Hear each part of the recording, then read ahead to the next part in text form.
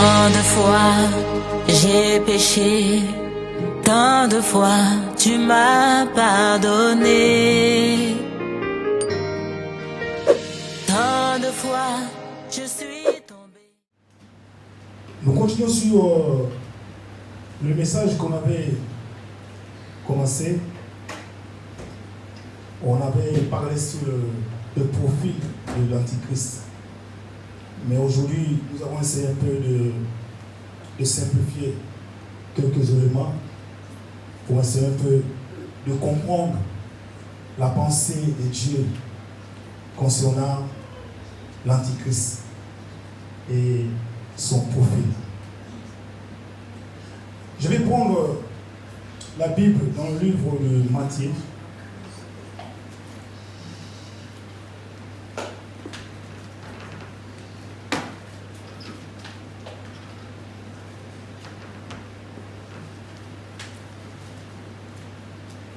Matthieu 24.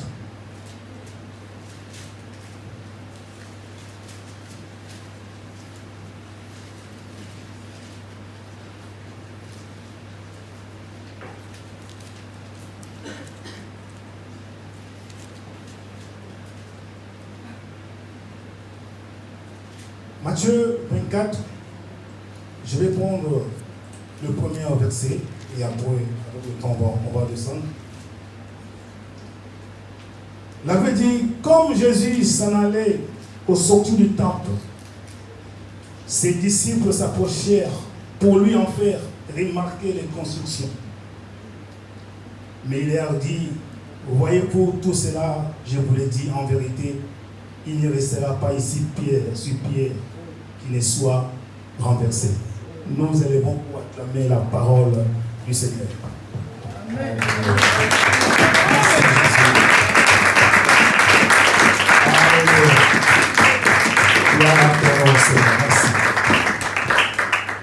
Merci que Dieu vous bénisse. Matthieu 24, c'est un élément très très important lorsque nous lisons tout ce qui est écrit dans Matthieu 24.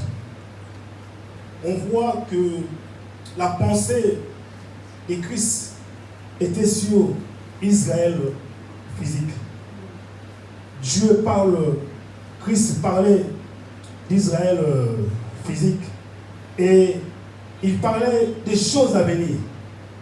Il parlait de ce qui doit venir dans la vie des enfants d'Israël. Je vous en prie à la fin de pouvoir lire tous ces chapitres de Matthieu 24 parce qu'il y a vraiment des éléments très très capitaux. Dans le premier verset que nous venons de lire, la Bible dit, comme Jésus s'en allait au sortir du temple, ses disciples s'approchèrent pour lui en faire remarquer les constructions. Mais il leur dit, voyez-vous tout cela, je vous le dis en vérité, il ne restera pas ici pierre sur pierre qui ne soit renversé. Ils étaient dans le temple, à l'intérieur du temple. Et pendant qu'ils sont entrés de prendre la sortie, la Bible dit que le disciple de Jésus se sont approchés du maître. Ils ont voulu montrer au maître la construction du temple. Lorsqu'ils étaient à l'intérieur, ils n'ont pas fait remarquer au maître ce qui était à l'intérieur. Mais en sortant du temple, c'est là où ils ont voulu faire remarquer au maître la construction. La belle construction de ce temple, la belle architecture de ce temple. Comment ce temple a été construit. La couleur du temple. Comment la façade était brillante. Le temple était bien construit. D'ailleurs, lors de nos partages, on avait parlé sur le temple parce que la pierre qu'on avait posée sur le temple, cette pierre-là était travaillée dans le carrière et on l'amenait juste pour poser dans le temple. Donc on ne touchait pas la pierre. on prenait la pierre juste pour poser. Donc là, le temple là, était beau. C'était bien construit. Et les disciples, ils ont réalisé cette construction. Et ils ont voulu aussi montrer à leur maître la manière dont on a construit ces temples-là. Mais lorsque le maître a regardé aussi le temple, le maître n'avait pas la même manière de voir les choses. Le maître leur dit ceci: voyez-vous tout cela, je vous l'ai dit en vérité, il ne restera pas ici pierre sur pierre qui ne soit renversé. Le maître ne voit pas les choses comme ses disciples. Le maître ne voit pas la beauté du temple. Le maître ne voit pas une belle façade devant lui. Le maître ne voit pas ces pierres que les disciples contemplaient. Mais le maître voit la destruction du temple. Le maître voit le malheur qui va s'abattre sur ce temple-là. Et le maître est en train de prédire la destruction du temple. Alléluia. Amen. Lorsque je lis ces passages, je vois un décalage des conceptions entre les disciples et leur maître. Je vois un décalage des conceptions de foi entre Jésus et ses disciples. Ils n'avaient pas la même façon de voir des choses. Ils n'avaient pas la même façon de concevoir des choses. Là, ils ont vu la beauté. Jésus ne voyait pas la beauté. Jésus voyait ce qui était derrière le temple. Jésus voyait le plan que l'ennemi est en train de formuler pour ce temple. Jésus ne voyait pas le présent. Jésus voyait le futur. Pendant que le disciple voyait le présent. Jésus a sa manière de voir les choses. Jésus ne voit pas comme nous. Jésus a sa manière de concevoir des choses. Et si nous ne voyons pas les choses comme notre maître, ça sera très difficile de pouvoir marcher avec lui. Si nous ne voyons pas les choses comme Jésus, ça sera difficile que nous soyons de vrais disciples. Parce qu'un disciple doit avoir la conception de son maître. Mais ce jour-là, il y avait un décalage. Il ne voyait pas de la même manière que le maître. Est-ce que ce matin, toi, tu vois comme ton maître aujourd'hui? Est-ce que je vois comme Jésus voit?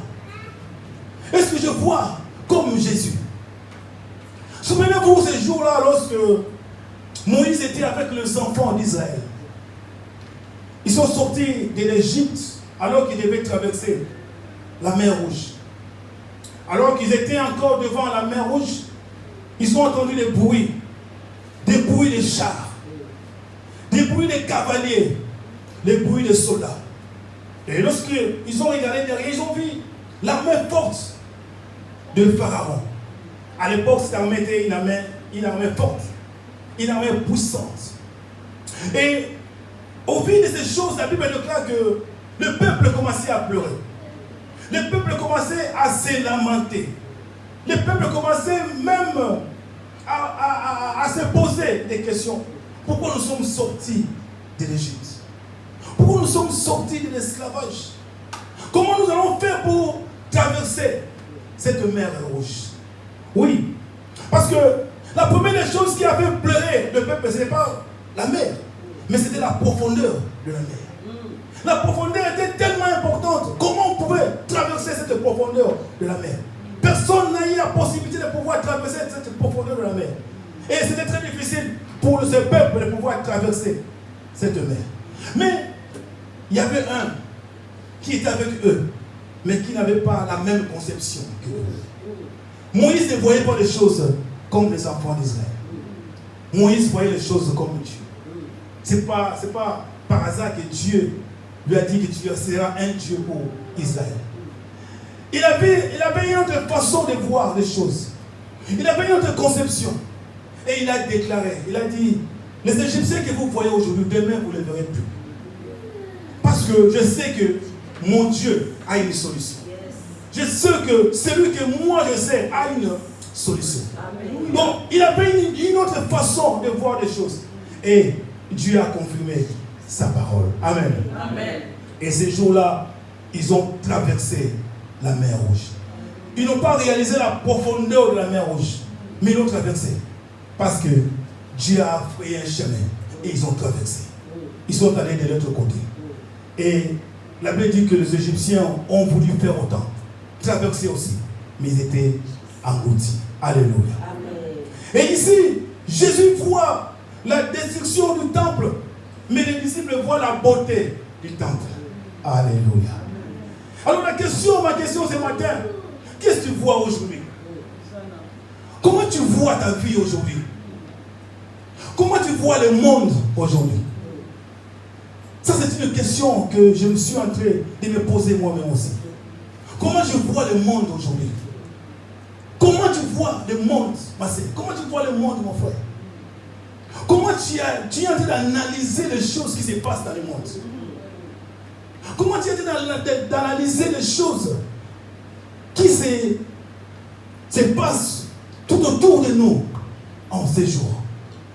Comment tu vois toutes ces choses-là? Par quel paramètre tu vois ces choses-là? Ça, c'est la question que toi et moi nous devons se poser. Jésus-Christ savait qu'il y avait un plan, que ce temple-là un jour sera détruit. Et après sa mort, le temple a été détruit. Le temple a été détruit par un homme, Titus, qui était futur empereur. À l'époque, il n'était pas encore empereur. C'est lui qui a eu la résolution de détruire le temple de Jérusalem. C'est lui qui a conquéri Jérusalem. Et il a détruit le temple. Mais un élément très important, c'est que tu dis c'est lui qui a détruit le temple. C'est un empereur romain. Vous voyez que nous revenons sur le royaume romain. L'empire romain. C'est très très capital. Le plan de l'Antichrist ne commence pas aujourd'hui. Le plan vient de loin. À l'époque, le temple a été détruit par les Romains. Et aujourd'hui, il y a aussi un plan qui est élaboré pour pouvoir détruire le vrai temple. Le vrai temple, c'est toi et moi. La Bible dit, ne savez-vous pas que vous êtes le temple de Dieu? Nous sommes le temple de Dieu.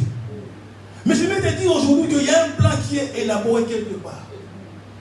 Et ce plan-là, c'est pouvoir arrêter l'adoration, arrêter la louange, arrêter la gloire du Seigneur.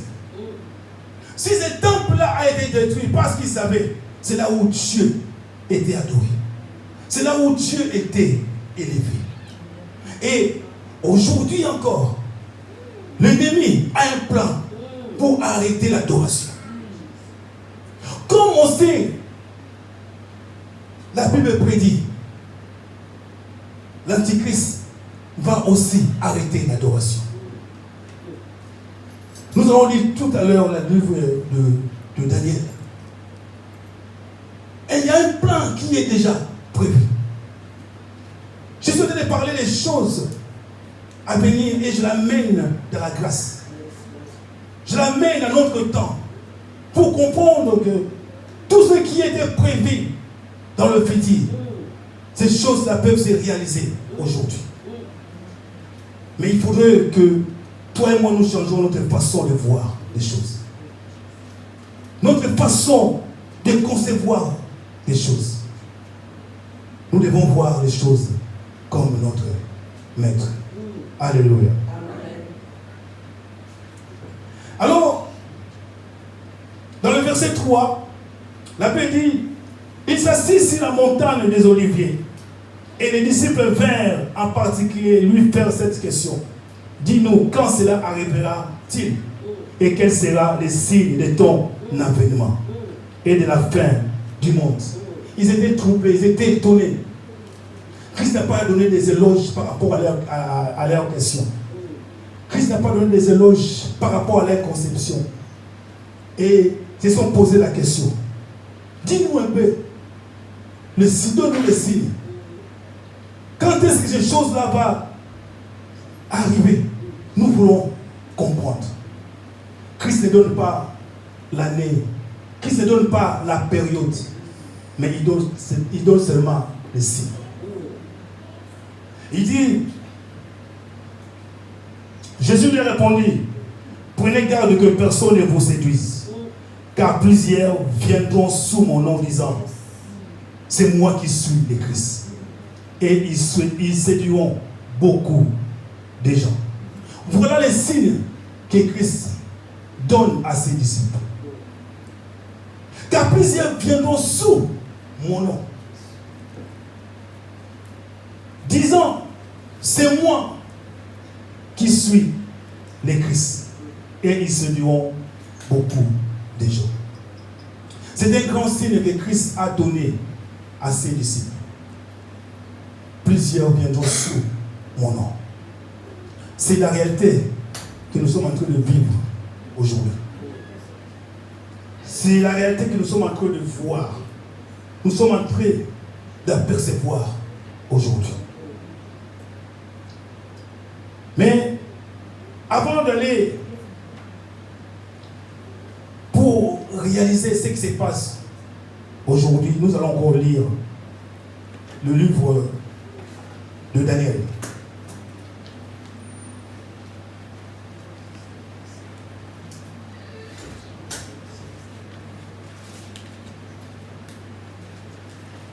Daniel 9.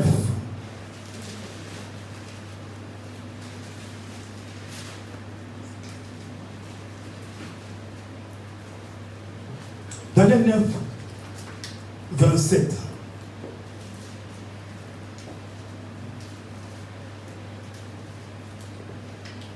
C'est un verset très très capital, ce verset. La Bible dit ceci, Daniel 9, 27. La Bible dit, il fera une solide alliance avec plusieurs pendant une semaine. Et durant la moitié de la semaine, il fera cesser les sacrifices et l'offrande. Le dévastateur commettra les choses les plus abominables jusqu'à ce que la ruine de ce qui a été résolu fonde sur le dévastateur. Il va cesser. D'abord, il fera une solide alliance avec plusieurs. Lorsqu'on parle ici de l'alliance, c'est Israël qui va tisser des alliances avec l'Antichrist. C'est une chose que j'avais parlé l'autre fois. Il y aura des alliances qui seront faites. Et j'avais dit que l'Antichrist, la bête, il va proposer à Israël des éléments très très capitaux. Parce que puisque qu'Israël avait besoin de construire son temple. Et j'avais dit qu'il va récupérer les monts Morija. Il va donner à Israël. Et il va négocier avec les ennemis d'Israël. De manière que les ennemis d'Israël puissent reconnaître Israël comme un État souverain. Ce sont des choses que plusieurs présidents ont essayé, ils ont échoué. Tous les présidents des États-Unis, ils ont essayé. Mais personne n'a pu avoir cette possibilité. Mais lui, il aura cette possibilité. Il va mettre des moyens. Donc, il va séduire Israël. Il aura des paroles de séduction. Et Israël va tomber dans son piège.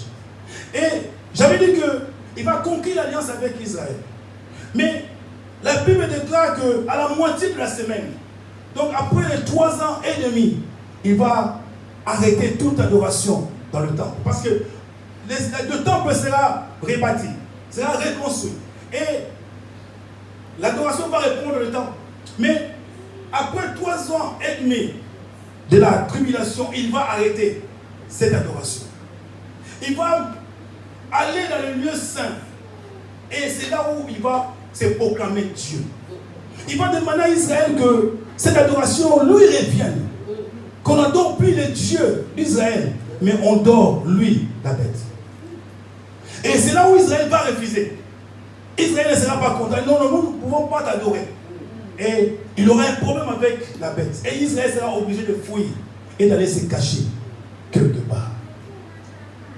Voilà la mission de la bête. C'est de pouvoir arrêter l'adoration. C'est pouvoir arrêter la gloire du Seigneur. Et cette mission-là, il est en train de le préparer aujourd'hui.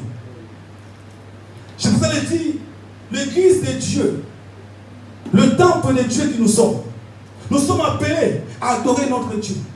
L'adoration, c'est notre vie. Notre vie, c'est une adoration.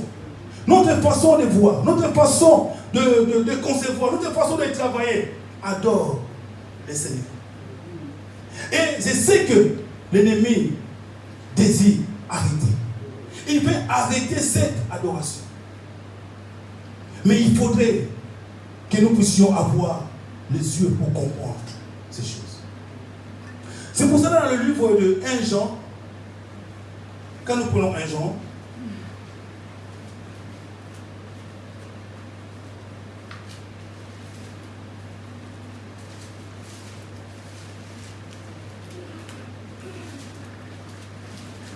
Jean 2,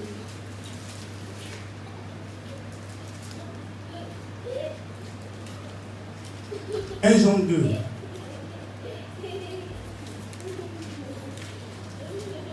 Jean 2, 18.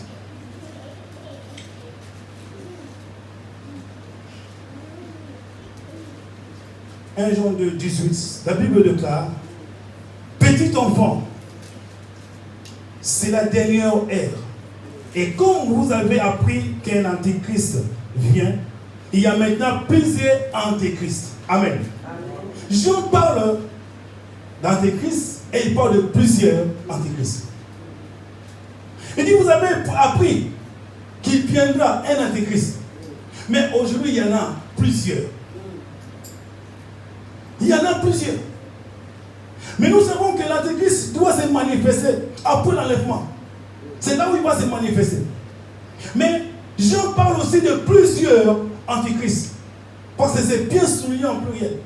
Il y a plusieurs antéchrists. Mais souvenez-vous de ce que nous avons partagé ici. Nous avons dit que lors de vision de Daniel, pendant sa vision, Daniel a vu 4 animaux. Et les 4 animaux que Daniel a vus, nous avons dit que le premier animal que Daniel a vu, c'était le lion. Et nous avons dit que le lion, c'était l'empire babylonien qui avait fait son temps. Et le deuxième animal que Daniel a vu, c'était l'ours, qui est l'empire médo-perse. Et le troisième animal qu'il a vu, c'était le léopard, l'empire grec. Et le quatrième animal qui était différent des autres, le monstre, c'était l'empire romain. Et l'empire romain, celui qui devait régner, c'était le dernier animal que Daniel a vu. Et c'est cet animal-là qui est l'image de l'Antichrist. Et nous voyons maintenant que tous ceux qui ont l'esprit d'Antichrist, ils ont des caractéristiques des 4 animaux que Daniel a vu dans sa vision. Et lorsque nous parlons maintenant de plusieurs antéchrists, ici, la Bible dit ceci. Il y a maintenant plusieurs antéchrists. Par là, nous connaissons que c'est la dernière ère. Ils sont sortis du milieu de nous, mais ils n'étaient pas des nôtres. Amen. Ils sont sortis du milieu de nous, mais ils n'étaient pas des nôtres. S'ils sont sortis du milieu de nous, ils sont sortis où? Si les antéchrists sont sortis du milieu de nous, ils sont sortis où? Ils ne sont pas sortis du monde. Ils sont sortis dans les églises. Ils sont sortis dans les églises. Donc aujourd'hui, nous avons les antéchrists dans les églises. Aujourd'hui, ils sont dans les églises. Christ a donné les signes. Ils viendront sous mon nom. Ils ne viendront pas sous le nom d'une autre personne, mais sous mon nom. C'est une possibilité de pouvoir attirer les âmes. Mais ils ont une autre mission derrière. Ils ont une autre mission à accomplir derrière. Mais ils viendront sous le nom de Jésus. Ils sont comme des agneaux, mais ils ne sont pas des agneaux. Et Jésus-Christ dira, vous les connaîtrez par leurs fruits. Tu ne peux pas connaître un homme de Dieu, une femme de Dieu, un serviteur de Dieu parce qu'il est puissant. Non. Non, ce n'est pas parce qu'il est puissant qu'il est serviteur de Dieu, qu'il est un homme de Dieu. Non. Les fruits doivent parler. On connaît l'arbre par ses fruits. Ils sont sortis de notre milieu. Mais ils n'étaient pas parmi nous. Ils n'étaient pas des nôtres. Mais ils sont sortis de la parole. Ils ont la parole de Dieu. Ils ont la connaissance de la parole. Ils sont des prédicateurs. Ils sont des apôtres. Ils sont des évangélistes. Ils sont des pasteurs. Ils ont tous les ministères. Mais ils ont le caractère des lions. Ils ont le caractère des ours. Ils ont le caractère d'un léopard. Ils n'ont pas de fruits. Ils n'ont pas le caractère de Jésus. Mais ils ont le caractère de tous ces animaux que nous avons vus tout à l'heure. C'est en cela que nous saurons que c'est l'image de l'Antichrist. L'Antichrist, c'est l'esprit qui anime aujourd'hui les envoyés de l'ennemi. Ils sont beaucoup aujourd'hui. Mais leur but de pouvoir cesser l'adoration. Leur but de pouvoir renverser le temple. C'est leur but. De pouvoir renverser le temple. Ils sont aujourd'hui partout. Mais pour pouvoir le voir, il faut avoir les yeux comme le maître. Il faut avoir les yeux comme le maître pour pouvoir le voir. Il faut avoir en toi le discernement pour savoir que celui-là est Antichrist. Celui-là appartient à Jésus. Aujourd'hui, c'est très difficile de pouvoir. C'est très difficile de pouvoir les distinguer. Mais nous devons avoir à nous des discernements pour pouvoir comprendre que celui-là n'est pas des nôtres. Leur façon de faire des choses, leur façon de travailler, ils peuvent parler de la bonté de Dieu, mais derrière, ils ajoutent toujours quelque chose. Ils ne laissent pas Jésus régner dans leur milieu, mais dans leur milieu, ils sont le maître. C'est eux qui dirigent. Par leurs paroles que nous saurons qu'ils ne sont pas des vrais serviteurs. Tu peux parcourir le monde, tu ne verras jamais un esclave orgueilleux. Tu peux parcourir le monde, tu ne verras jamais un esclave orgueilleux. L'esclave ne connaît pas la notion de l'orgueil. L'esclave connaît la soumission. Pour lui, c'est la soumission. Mais si aujourd'hui on voit un esclave orgueilleux, on doit se poser la question. Qui est le maître de cet esclave? Si réellement tu es un enfant de Dieu, tu dois avoir à toi la notion d'humilité. Parce que tu es un esclave. L'humilité doit être ton partage. Mais si en toi il y a l'orgueil, tu n'es pas un enfant de Dieu. Voilà pourquoi nous avons donné les signes. Nous avons donné les caractéristiques de ces 4 animaux pour nous permettre de pouvoir discerner, pouvoir comprendre ceux qui sont en face de nous. Et Israël a conclu l'alliance. Mais ce qui est désolant, c'est que pendant qu'Israël voulait conquérir cette alliance-là, n'a pas cherché la face du Seigneur. Israël n'a pas cherché la face du Seigneur. Mais ils ont conquis l'alliance parce qu'ils étaient dans le besoin. Parce qu'ils étaient dominés par leurs ennemis. Parce qu'ils étaient menacés par leurs ennemis. Il dit au moins nous avons trouvé la paix. Nous allons signer cette alliance et nous allons trouver la paix. Oui, ils viendront conclure les alliances avec nous. Ils viendront nous proposer des choses. Mais il faudrait que nous prenions très attention.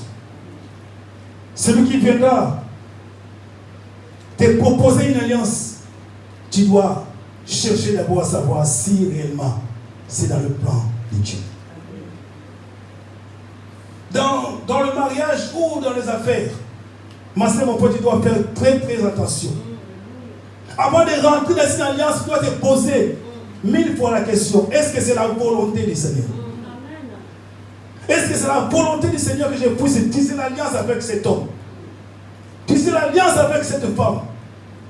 Parce qu'il a une seule mission, c'est détruire le temple. Il sait que tu as les choses de Dieu. Et la seule possibilité de pouvoir le renverser, c'est de rentrer en alliance avec toi. Ils ont des paroles qui peuvent nous attirer. Ils ont une façon de parler. Ils ont une façon de flatter. Mais derrière cette parole, il y a la mort. La Bible dit qu'ils ont conclu l'alliance, mais au milieu de la semaine, il a cessé l'alliance. Il a changé la vie. Il dit non, ce n'est plus le Dieu que vous allez adorer, c'est moi que vous devez maintenant adorer. C'est comme ça que plusieurs mariages sont brisés. Un jour, je parlais avec une sœur et elle me disait, frère, lorsque je rencontre mon mari, il ne priait pas. Je l'ai amené à l'église. Il était baptisé. Il commençait à servir le Seigneur. Mais on s'est marié au bout de quelques années. Il a arrêté de servir le Seigneur. On le retrouve maintenant dans le boîte de nuit en train de boire. Il dit ces choses-là ne me regardent plus. Le seul but, sa mission, c'était de pouvoir détruire ce que j'avais. Et il a su le détruire. Et c'est la mission aujourd'hui de l'ennemi. Voilà pourquoi l'Église doit se réveiller. Voilà pourquoi l'Église doit voir la conception de Dieu. L'Église ne doit pas voir que la beauté. Mais l'Église doit voir derrière la beauté. C'est ce que Jésus a vu derrière le temple. Christ a vu la destruction, mais les disciples ont vu la beauté du temple.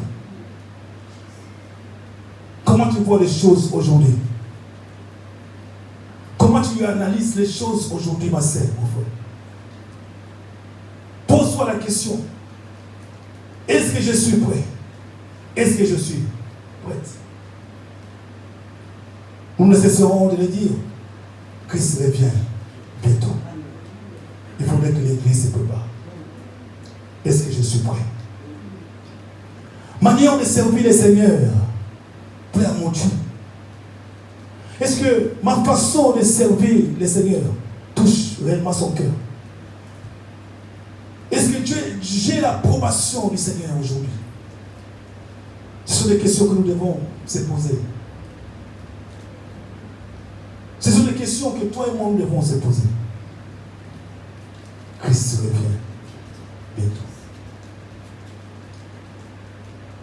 Les antichrists sont sur notre parcours. Ils sont sur notre chemin. Mais il faudra avoir le discernement. Et l'apôtre Jean dit, cela nous montre que nous sommes dans les dernières heures. Parce qu'ils sont là, ils sont visibles. Leurs œuvres sont visibles. C'est que le temps est court. La Bible dit racheter le temps, car le temps est mauvais. Nous devons racheter le temps, mes bien-aimés. Changeons notre façon de servir le Seigneur. Changeons de façon de servir ce Dieu. Cherchons tous les jours la sanctification. Afin de pouvoir échapper au plan de l'ennemi. Il y a un plan. Quelque part. Il y a un plan pour te renverser. Mais celui qui peut te rendre solide, efficace, résistant, c'est le Seigneur. C'est lui seul qui a le monopole, la capacité. Là où toi tu ne vois pas, lui il voit. Quand tu dors, lui il ne dort pas. Il ne dort pas, il ne sommeille pas.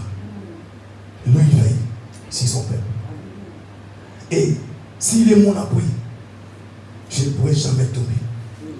S'il est là pour moi, personne ne pourra me faire tomber. Mais s'il m'abandonne, 2 minutes suffit pour que je sois par terre.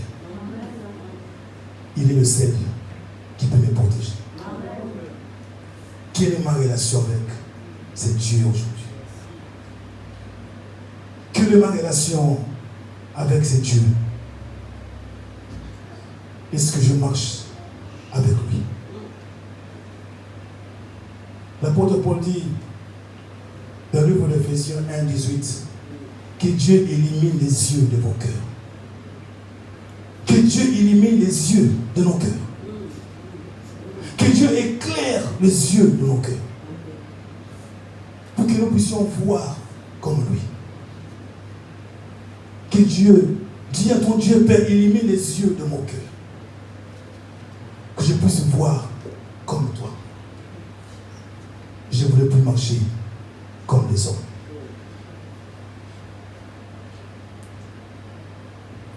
Quand nous parlons d'Antéchrist, ce n'est pas des choses que les hommes ont inventées, mais c'est la vérité. Si l'Antéchrist n'agit pas aujourd'hui, parce qu'il y a quelque chose qui l'empêche de pouvoir agir, c'est le Saint-Esprit. S'il ne pouvait pas agir, c'est le Saint-Esprit. Mais cela ne l'empêche pas d'envoyer ses acolytes pour agir, pendant que lui n'a pas la possibilité d'agir. Et ses acolytes sont en mouvement, sont en train de travailler. Et il faudrait que l'Église aussi s'élève. Il faudrait que l'Église quitte le sommeil, s'élève pour pouvoir combattre les œuvres de l'ennemi. Voilà ce que j'avais à partager avec vous. J'avais simplifié un peu les choses pour que nous puissions comprendre à peu près le plan de l'ennemi. Et nous allons célébrer, nous allons prier le Seigneur. Nous acclamons le Seigneur pour ça.